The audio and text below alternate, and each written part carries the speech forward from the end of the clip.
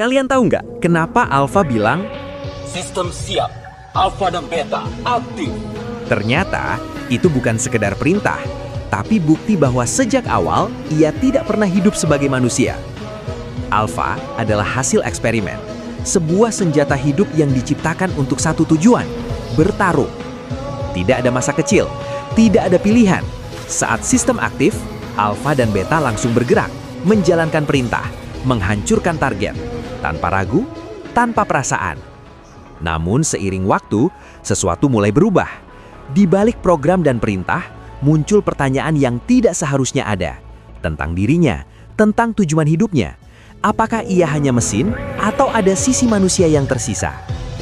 Kalimat itu pun jadi sangat dingin, karena bagi Alpha, hidupnya selalu dimulai dari satu hal, perintah untuk aktif, bukan pilihan, bukan keinginan. Karena terkadang, yang paling menyakitkan bukan dikendalikan, melainkan tidak pernah diberi kesempatan untuk memilih sejak awal.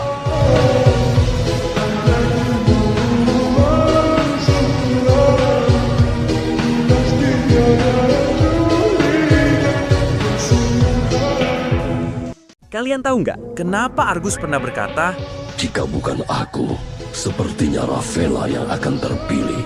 ternyata itu bukan sekedar kalimat biasa, tapi tanda bahwa sejak awal ia sadar dirinya tidak pernah benar-benar dianggap. Argus adalah saudara dari Rafaela. Namun meskipun terlahir dari garis yang sama, mereka diperlakukan sangat berbeda.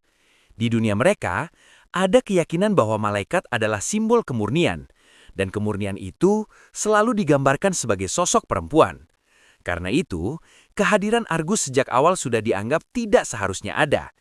Rafaela dipuji, diberi bunga, dihormati dan dianggap sebagai wujud kesempurnaan. Sementara Argus, ia ditolak, bahkan sejak hari ia lahir. Tidak ada pujian, tidak ada kehangatan, tidak ada tempat untuknya. Semua penolakan itu perlahan berubah menjadi luka, dan luka itu berubah menjadi kegelapan. Bukan karena ia ingin menjadi jahat, tapi karena ia tidak pernah diberi kesempatan untuk menjadi bagian dari cahaya. Dan saat semua orang memuja Rafaela, Argus justru semakin tenggelam dalam bayangan. Kalimat itu pun bukan sekedar ancaman, melainkan jeritan dari seseorang yang sejak awal sudah dianggap salah. Karena bagi Argus, kegelapan bukanlah pilihan, melainkan satu-satunya tempat yang tidak pernah menolaknya.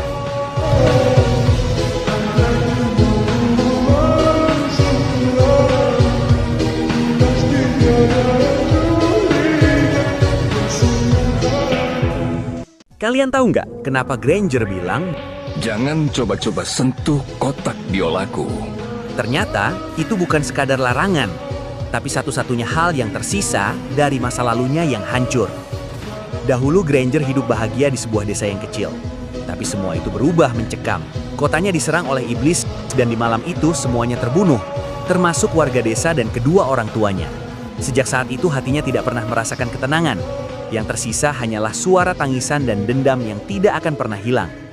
Hingga suatu hari, ia mendengar alunan biola.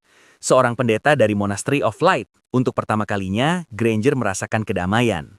Namun kedamaian itu tidak berlangsung lama. Granger diminta kerajaan untuk datang dan diberi pilihan. Pilihan untuk menjadi Demon Hunter dan membasmi para iblis, atau menjadi pendeta di Monastery of Light. Karena Granger yang masih mengalami trauma berat, ia pun memilih untuk menetap di gereja dan mengikuti jejak si pendeta.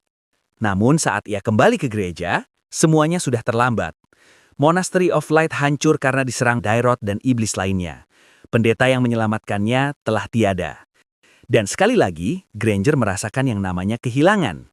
Dari situlah akhirnya Granger ikut serta menjadi Demon Hunter kerajaan dan berniat membasmi para iblis dan membalaskan dendamnya selama ini. Sejak saat itu, biola bukan lagi alat musik, melainkan kenangan terakhir tentang seseorang yang pernah memberinya kedamaian. Kalimat itu pun jadi sangat dalam, karena bagi Granger, kotak biola itu bukan sekadar benda, melainkan tempat ia menyimpan satu-satunya alasan ia masih bertahan di dunia yang kejam ini.